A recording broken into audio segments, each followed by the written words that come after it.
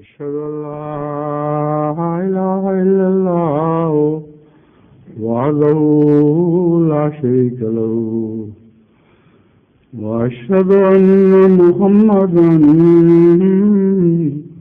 عبده ورسوله أما بعد فأعوذ بالله من الشيطان الرجيم بسم الله الرحمن الرحيم الحمد لله رب العالمين الرحمن الرحيم مالك يوم الدين إياك نعبد وإياك نستعين اهدنا الصراط المستقيم صراط الذين أنعمت عليهم غير المغضوب عليهم ولا الضالين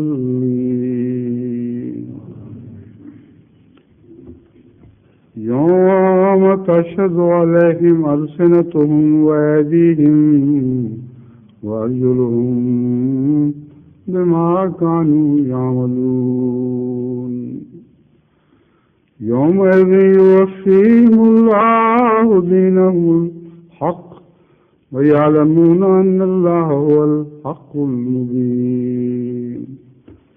سورہ نور آیات 25 سے 26. وہ دن یاد کرو جب ان کی زبانیں اور ان کے ہاتھ اور ان کے پاؤں ان کے خلاف ان باتوں کی گواہی دیں گے جو وہ کیا کرتے تھے. اس دن اللہ انہیں ان کی پوری جزا دے گا جس کی وہ سزاوار ہیں، اور وہ جان لیں گے کہ یقیناً اللہ ہی ہے جو ظاہر حق ہے. سورہ نور آیات 25 سے 26. آج کے خطبے کا موضوع اخلاق حسنہ ہے. بہت سے لوگ سمجھتے ہیں کہ ان کے اخلاق بہت اعلیٰ ہیں، مگر جب قرآن اور رسول کی کلمات کی کسوٹی پر ان کو پرکھا جائے تو ہر شخص خود دل کا فیصلہ کر سکتا ہے کہ میرے اعمال دکھاوے کے لیے تھے، وہ اعمال نہیں ہیں جو لوگ دیکھ رہے تھے. اور قیامت کے دن خود اس کے اپنے جسم کے حصے، اس کی جلد، اس کے ہاتھ پاؤں گواہی دیں گے کہ یہ بد اخلاق شخص تھا. اور بد اخلاق شخص کے متعلق رسول اللہ صلی اللہ علیہ وسلم کی یہ تنبیہ ہے کہ وہ جنت میں نہیں جا سکتا. اس سلسلے میں جو احادیث میں نے آج کے خطبے کے لیے چنی ہیں ان میں پہلی حضرت ابو سعید خدری رضی اللہ تعالیٰ عنہ سے مرفوع روایت ہے. بیان کرتے ہیں کہ آن حضرت صلی اللہ علیہ وسلم نے فرمایا کہ جب ابن آدم صبح کرتا ہے تو سب اعضاء زبان کی اطاعت کا اقرار کرتے ہیں اور کہتے ہیں کہ ہمارے بارے میں اللہ کا تقوی اختیار کر کیونکہ ہم تیرے ہی تابع ہیں. اگر تو درست رہی، نہیں اپنی زبان سے کہتے ہیں کہ اگر تو درست رہی تو ہم بھی درست رہیں گے، اگر تو ٹیڑھی ہو گئی تو ہم بھی ٹیڑھے ہو جائیں گے. ایک اور روایت حضرت سفیان بن عبداللہ ثقفی سے مروی ہے کہ حضرت صلی اللہ علیہ وسلم کی خدمت میں نے عرض کیا مجھے کوئی ایسی بات بتائیں جس کو میں مضبوطی سے پکڑ لوں. آپ نے فرمایا تو کہہ ربی اللہ، یعنی میرا رب اللہ ہے. اب اس بات کو مضبوطی سے پکڑ لو. اب یہ تو بڑی آسان بات ہے کہنا کہ میرا رب اللہ ہے، مگر ربوبیت کے لیے تو انسان ساری زندگی اپنی ضائع کرتا ہے، دوسروں کے سامنے جھکتا ہے. ربوبیت ہے جو دراصل اس کا امتحان لیتی ہے. بس منہ سے کہہ دینا کہ میرا رب اللہ ہے کافی نہیں ہے، بلکہ جب مشکل پڑے، جب مال کھانا ہو کسی کا اس وقت اللہ رب نہ رہے، جب کسی سے بددیانتی کرنی ہو، کسی کے شریعت کے لحاظ سے جو ورثے کا حق بنتا ہے وہ مارنا ہو، اس سے تو رب اپنا جھوٹ بن جاتا ہے. تو یہ بہت ہی بری عادت ہے، جو سمجھتے ہی نہیں اس بات کو. اب روزانہ میرے پاس اتنے خط آتے ہیں جھگڑوں کے کہ میری عقل دنگ رہ جاتی ہے کہ جماعت احمدیہ میں یہ لوگ بھی ہیں کہ اپنی بہنوں کو حق مار رہے ہیں، اپنے بھائیوں کو حق مار رہے ہیں، خدا فیصلے کرتی ہے جسوں کے ان کو کوئی پرواہ نہیں ہوتی. تو دوسرے کا حق مار لینا بہت بڑی بد اخلاقی ہے، اور اعلیٰ اخلاق والا سوچ بھی نہیں سکتا کہ کسی کا حق مارے، بلکہ وہ تو اپنا حق چھوڑتا ہے دوسروں کے لیے. اس لیے اس مضمون کو مضبوطی سے پکڑ لیں کہ رب اللہ جب کہیں تو واقعی رب اللہ ہو. پھر میں نے عرض کیا آپ میرے بارے میں سب سے زیادہ کس چیز کا خوف رکھتے ہیں؟ اس پر حضور نے اپنی زبان کو پکڑ فرمایا اس سے معلوم ہوتا ہے کہ صحابہ کے حالات کے مطابق ان کو جواب دیے جاتے تھے. معلوم ہوتا ہے وہ شخص زبان کا ذرا رخت تھا اور سخت زبانی اس کے پیش آئی. بس حضرت صلی اللہ علیہ وسلم نے ہر صحابی کو اس کے حالات کے مطابق جواب دیا ہے، اور کثرت سے مختلف جواب ایک ہی مضمون پہ مختلف حدیثوں میں مختلف شخصوں کے دیے ہوئے دکھائی دیتے ہیں. اس میں تضاد نہیں بلکہ حضور اکرم صلی اللہ علیہ وسلم کی فطرت شناسی ہی. اور فوراً اس کے لب و لہجہ اس کی پیشانی سے پہچان جایا کرتے تھے کہ پوچھنے والا کیوں پوچھ رہا ہے، اور اس کے مطابق ہی آپ اس کو جواب دیتے تھے. ایک روایت حضرت ام حبیبہ رضی اللہ تعالیٰ عنہ سے مروی ہے. وہ کہتی ہیں کہ حضرت صلی اللہ علیہ وسلم نے فرمایا ابن آدم کا ہر کلام اس کے خلاف ہوتا ہے، اس کے حق میں نہیں ہوتا. اور یہی بڑی غور طلب بات ہے کہ ہر بات خلاف ہو انسان کی اور اس کے حق میں نہ ہو.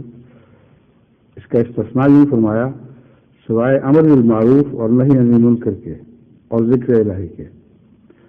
جب تم کسی نیک بات کی ہدایت کرتے ہو تو وہ تمہارے خلاف نہیں جائے گا. نہی عن المنکر کی ہدایت کرو گے، برے کاموں سے روکو گے تو بھی تمہارے خلاف نہیں ہوگا، اور ذکر الہی تو خلاف ہو ہی نہیں سکتا. لیکن بعض دفعہ لوگ امر بالمعروف اور نہی عن المنکر سے اس لیے بھی رک جاتے ہیں کہ بظاہر وہ تقویٰ کی وجہ سے ایسا کرتے ہیں، کیونکہ وہ سمجھتے ہیں کہ ہمارے اعمال اتنے اعلیٰ تو نہیں ہیں کہ ہم دوسروں کو بھی برائی سے روکیں. لیکن وہ سمجھتے نہیں کہ یہ اللہ تعالیٰ کا ارشاد ہے ہر شخص اگر اپنے اعمال کو گہرائی سے دیکھے تو دوسرے کو کسی بات سے منع کرنے کا بھی اہل نہیں. تو رسول اللہ صلی اللہ علیہ وسلم کے ارشاد کے مطابق جب برائی سے روکیں گے تو پھر اپنی برائی نظر آنے لگ جائے گی. جب نیک کام کا حکم دیں گے تو خود اپنا اعمال نامہ سامنے ہوگا، اور یہ کرنے سے ہی آپ کی ذات میں نمایاں ترقی ہونا شروع ہو جائے گی.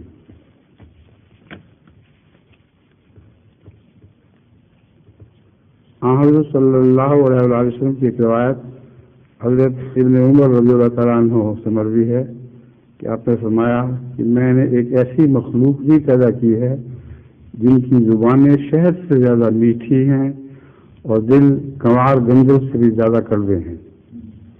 مجھے اپنے ذات کی قسم میں انہیں ایسے فتنے کا موقع دوں گا کہ ان میں سے نرم دل انسان کو ششدر کر دے گا. وہ میرے بارے میں بھی دھوکہ میں مبتلا ہیں، یا فرمایا کہ خود مجھ پر ہی جسارت کرتے ہیں. ایک حدیث صحیح بخاری میں حضرت ابو ہریرہ رضی اللہ تعالیٰ عنہ سے مروی ہے کہ حضرت صلی اللہ علیہ وسلم نے فرمایا کہ بندہ اللہ کی رضا کی کوئی ایسی بات کرتا ہے جس کی طرف اس کی کوئی خاص توجہ نہیں بھی ہوتی تو اللہ تعالیٰ اس کے ذریعے بھی اس کے درجات بلند کر دیتا ہے. یعنی اگر بے خیالی میں بلا ارادہ بھی نیکی کی وہ بات کرے تو اس کا بھی اس کو اجر ملتا ہے.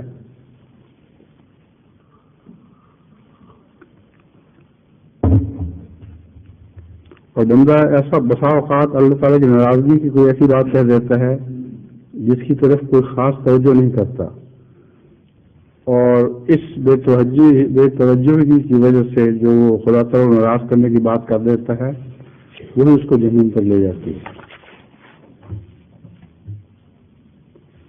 بخاری کتاب الرفاق باب حسن اللسان. حضرت ابو ہریرہ رضی اللہ تعالیٰ عنہ بیان کرتے ہیں کہ انہوں نے حضرت صلی اللہ علیہ وآلہ وسلم کو یہ فرماتے ہوئے سنا بعض دفعہ انسان کو ایسی بات کہہ دیتا ہے جس کی اس نے پوری طرح چھان بین نہیں کی ہوتی، اس کے نتیجے میں آگ میں مشرق و مغرب کے درمیان فاصلے سے بھی زیادہ دور جا گرتا ہے۔ قرآن کریم میں بھی اس بات کی بہت بار بار تاکید فرمائی گئی ہے کہ جب کوئی افواہ سنو تو خامخواہ اس کو قبول نہ کر لیا کرو اور آگے نہ چلا دیا کرو، اور کان میں افواہ پڑی اور زبان نے اس کو اچھال دیا۔ یہ بہت بڑا گناہ ہے، اور اس کے نتیجے میں سوسائٹی میں بد روایتیں پھیلتی ہیں لوگوں کے متعلق، اور جھوٹ کے فتنے پھوٹتے ہیں۔ بسا اوقات ایک انسان معصوم کے اوپر اس قسم کی بات کر دیتا ہے جو اس نے کسی سے سنی ہوئی، اور وہ اپنی طرف سے معتبر سمجھا جاتا ہے۔ اس معتبر صاحب کی بات کے پیچھے پھر ساری سوسائٹی اس کو برا اور اسی طرح گندہ سمجھنے لگ جاتی ہے جس کے مطابق اس نے بات کی ہے۔ حالانکہ اگر معصوم کے اوپر تہمت لگائی جائے تو قرآن کریم سے پتہ چلتا ہے کہ بہت بڑی سزا اس کی ہونی چاہیے۔ بس اللہ تعالیٰ سے استغفار ہی کرتے رہنا چاہیے۔ ایک حضرت عقبہ بن عامر رضی اللہ کی روایت ہے کہ میں نے دریافت کیا، یا رسول اللہ نجات کیا ہے؟ حضور نے فرمایا اپنی زبان کو روک کر رکھو، اور چاہیے کہ تمہارا گھر تمہارے لیے کفایت کرے، اور اپنی خطاؤں پر رویا کرو۔ ایک حدیث مسند احمد بن حنبل سے حضرت انس بن مالک رضی اللہ تعالیٰ عنہ کی مرضی ہے کہ رسول کریم صلی اللہ علیہ وآلہ وسلم نے فرمایا کسی شخص کا ایمان اس وقت تک درست نہیں رہ سکتا تب تک اس کا دل درست اور سیدھا نہ ہو، اور اس کا دل سیدھا نہیں ہو سکتا جب تک اس کی زبان سیدھی نہ ہو، اور وہ شخص جنت میں داخل نہیں ہو سکتا جس کا پڑوسی اس کے شر اور دکھوں سے محفوظ رہے۔ اب اس تسلسل میں کیا چیز مشترک ہے؟ یہ اور طرف حدیث ہے۔ ایمان درست نہیں ہو سکتا جب تک اس کا دل درست نہ ہو، اور جب تک زبان درست نہ ہو دل درست نہیں رہ سکتا۔ یہ دونوں ایک دوسرے پر لازم ملزوم ہیں۔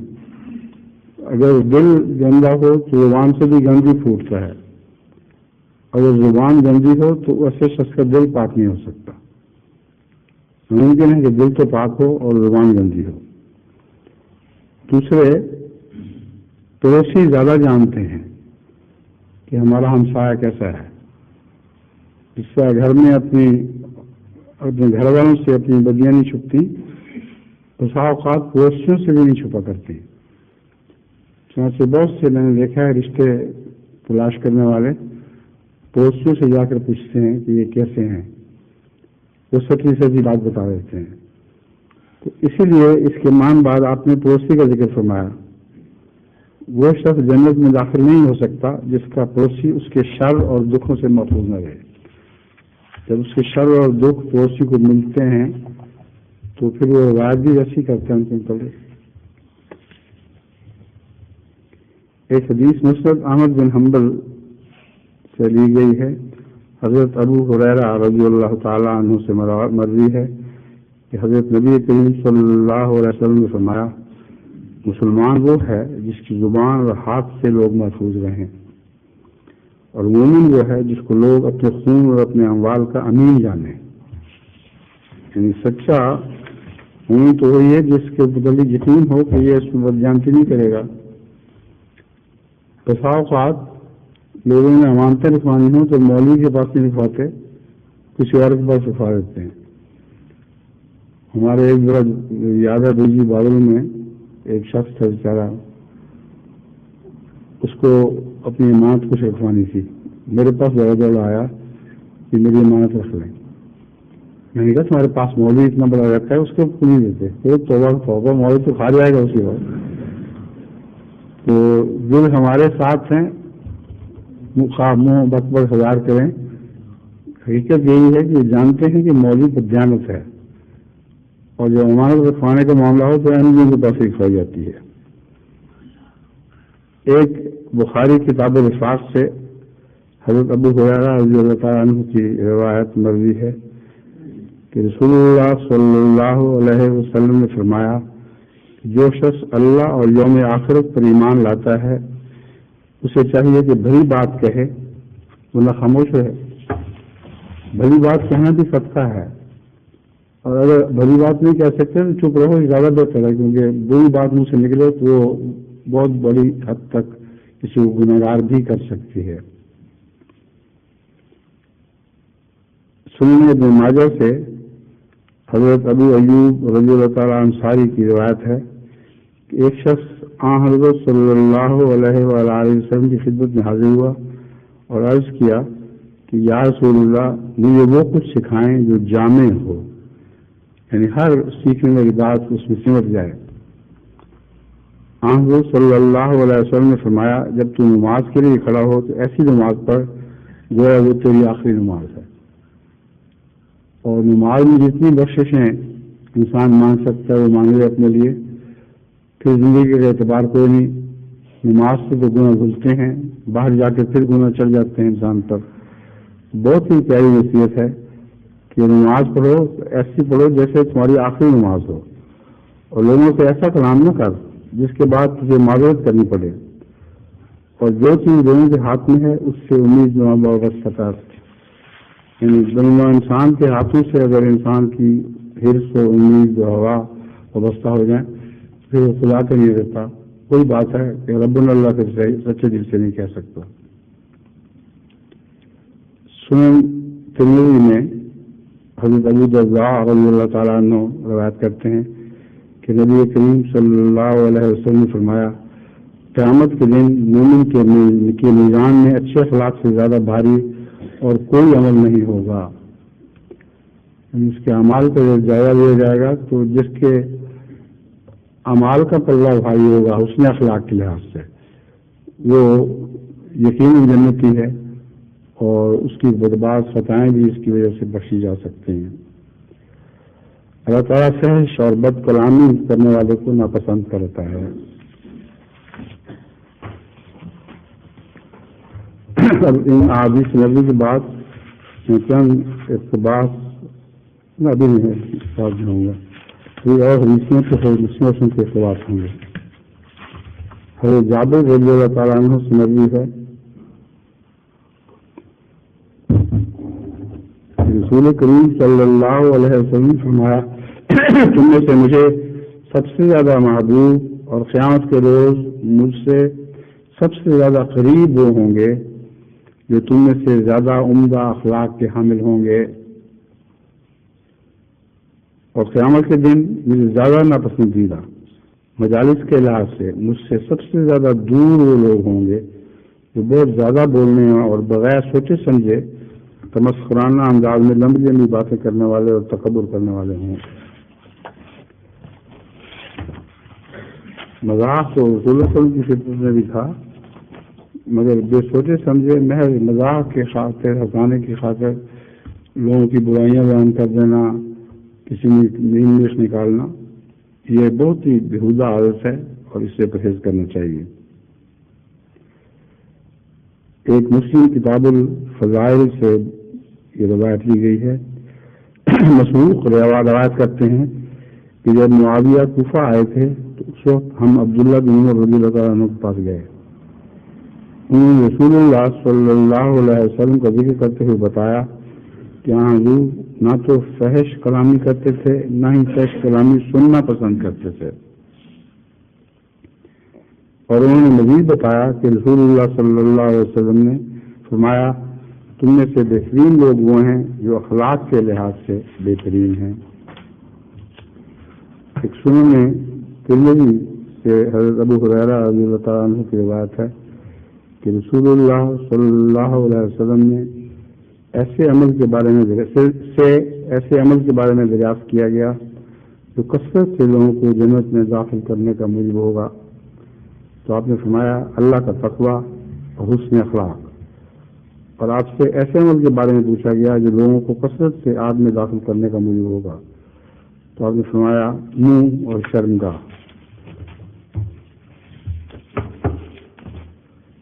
اب میں اسی مضمون سے متعلق حضرت مسیح موعود علیہ السلام کے چند اقتباسات آپ کے سامنے رکھتا ہوں۔ یہ ملفوظات سے عبارت لی گئی ہے۔ چاہیے کہ تمہاری زبانیں تمہارے قابو میں ہوں، ہر قسم کے لغو اور فضول باتوں سے پرہیز کرنے والی ہوں۔ جھوٹ اس قدر عام ہو رہا ہے کہ جس کی کوئی حد نہیں۔ درویش، مولوی، قصہ گو، وائز اپنے بیانات کو سجانے کے لیے خدا سے نہ ڈر کر جھوٹ بول دیتے ہیں، اور اس قسم کے اور بہت سے گناہ ہیں جو ملک میں کثرت سے پھیلے ہوئے ہیں۔ آج کل پاکستان کی سب سے بڑی لعنت یہ مولویوں کی جھوٹ ہی ہیں۔ پھر ملفوظات جلد 2 میں حضرت مسیح موعود علیہ السلام کی عبارت بھی درج ہے، اخلاق کا درست کرنا بڑا مشکل کام ہے۔ جب تک انسان اپنا مطالعہ نہ کرتا رہے یہ اصلاح نہیں ہوتی۔ انسان کو ہمیشہ اس طرح سے انٹروورٹ ہونا چاہیے، یعنی جب بھی وہ کوئی بات کرتا ہے اگر تو ہو سکے تو پہلے سوچ لے، اور اگر بات کر بیٹھا ہو تو پھر دوبارہ اس پر ضرور غور کرے۔ جو گائے بھینسیں بکریاں جگالی کرتی ہیں یہ ایک قسم کی ذہنی جگالی ہوتی ہے۔ بات کر لی ہے پھر اس پہ غور کریں تو خود محسوس ہو جائے گا کہ کون سی بات غلط تھی، اور آئندہ سے اس سے توبہ کریں۔ جب تک انسان اپنا مطالعہ نہ کرتا رہے یہ اصلاح نہیں ہوتی۔ زبان کی بد اخلاقیاں دشمنی ڈال دیتی ہیں، اس لیے اپنی زبان کو ہمیشہ قابو میں رکھنا چاہیے۔ دیکھو کوئی شخص ایسے شخص کے ساتھ دشمنی نہیں کر سکتا جس کو وہ اپنا خیر خواہ سمجھتا ہو۔ پھر وہ شخص کیسا بے وقوف ہے جو اپنے نفس پر رحم نہیں کرتا، اپنی جان کو خطرے میں ڈال دیتا ہے، جبکہ وہ اپنے قوا سے عمدہ کام نہیں لیتا اور اخلاقی قوتوں کی تربیت نہیں کرتا۔ ہر شخص کے ساتھ نرمی اور خوش اخلاقی سے پیش آنا چاہیے۔ اور نماز میں ہر روز ہم ایاک نعبد کی جو دعا کرتے ہیں اس کے متعلق حضرت مسیح موعود علیہ السلام کی ایک بہت ہی عارفانہ تحریر ہے۔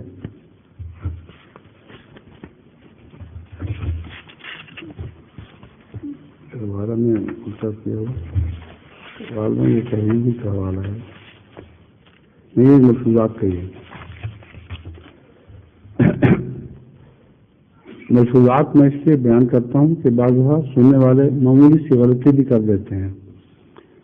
تو جو حضرت مسلم کی تحریر ہے وہ بہت زیادہ قابل اعتماد ہے بجائے ملفوظات کے، لیکن چونکہ ملفوظات کا اکثر حصہ حضرت مسیح علیہ السلام کی زندگی میں چھپ بھی جاتا تھا، اس لیے اس طرح سے وہ بھی ایک نہایت معتبر روایت ہے۔ جو زندگی کے بعد چھپے ہیں ان کے متعلق ہم کہہ سکتے ہیں کہ ہو سکتا ہے کہ غلطی ہو گئی ہو، مگر زندگی میں چھپنے والے ملفوظات یقیناً قابل اعتماد ہیں۔ آپ فرماتے ہیں اللہ تعالیٰ نے ایاک نعبد کی تعلیم دی ہے۔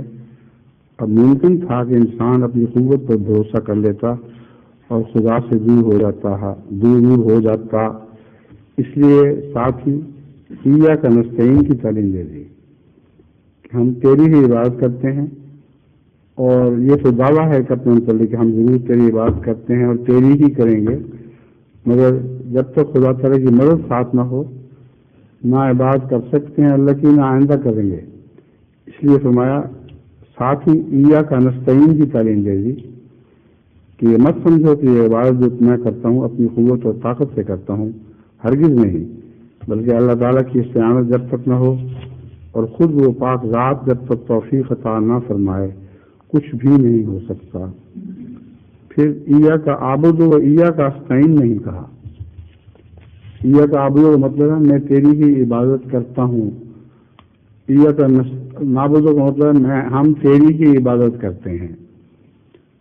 اسی طرح ایاک استعین بھی نہیں فرمایا بقول حضرت مسیح علیہ السلام۔ یہ واقعہ یہی ہے، اس کا ترجمہ یہ ہوگا کہ اے اللہ میں تیری عبادت کرتا ہوں اور تیری ہی کرتا ہوں، تیرے سوا کسی کی نہیں کرتا، اور میں مدد بھی تجھ سے مانگتا ہوں اور ہمیشہ تجھی سے مانگوں گا۔ یہ اچھی بات ہے، لیکن اس میں اپنے ساتھی بنی نوع انسان کو بھلا دیا۔ انسان کو اللہ تعالیٰ نے خود غرضی سے بالا قرار دیا ہے اور ایسی تعلیم دی ہے قرآن کریم نے جس سے خود غرضی کا خلا کما ہو۔ تو نیک دعاؤں میں بھی دوسروں کو شامل کیا کرو، تمام بے ایمان انسان کے لیے دعائیں کیا کرو۔ فرماتے ہیں تقوی والا کل انسانوں کو لیتا ہے، زبان سے ہی انسان تقوی سے دور چلا جاتا ہے، زبان سے ہی تکبر کر لیتا ہے، اور زبان سے ہی فرعونی صفات آ جاتی ہیں، اور اسی زبان کی وجہ سے پوشیدہ اعمال کو ریاکاری سے بدل لیتا ہے، اور زبان کا زیان بہت جلد پیدا ہوتا ہے۔ دیکھو ہمارے نبی کریم صلی اللہ علیہ وسلم نے جب اپنی نبوت کا اعلان کیا، اپنے پرائے سب کے ساتھ دشمن ہو گئے، اگر آپ نے ایک دم بھر کے لیے بھی کبھی کسی کی پرواہ نہیں کی، یہاں تک کہ جب ابو طالب آپ کے چچا نے لوگوں کی شکایتوں سے تنگ آ کر کہا، اس وقت بھی آپ نے صاف طور پر کہہ دیا کہ میں اس کے اظہار سے نہیں رک سکتا، آپ کا اختیار ہے، میرا ساتھ دیں یا نہ دیں۔